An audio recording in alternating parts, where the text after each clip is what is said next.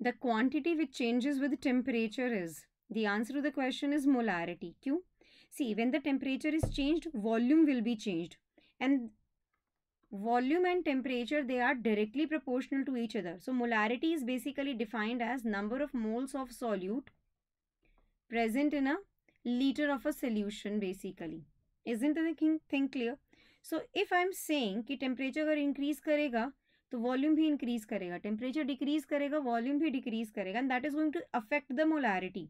Molarity is defined as the number of moles per unit volume. So molarity is also affected by temperature because volume is altered by change in temperature. Clear? So since volume depends on temperature, molarity will change upon change in temperature.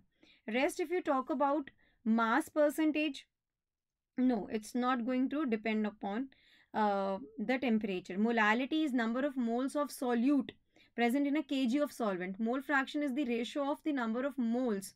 Okay, it's of a particular component to the total number of moles of that particular solution. Clear? If I talk about mass percentage, it is equals to, suppose if I want to calculate the mass percentage of carbon, so that will be equals to the mass of carbon. Okay, that will be equals to the mass of carbon by total mass of solution, isn't it? Absolutely right, people. यही तो बात है. So यहाँ पर भी there is no particular thing that is going to affect with temperature. It's only molarity wherein volume will be then affected by temperature. So if volume is getting affected by temperature, molarity in case will also affected by temperature. Option number 1 is the right answer to the question.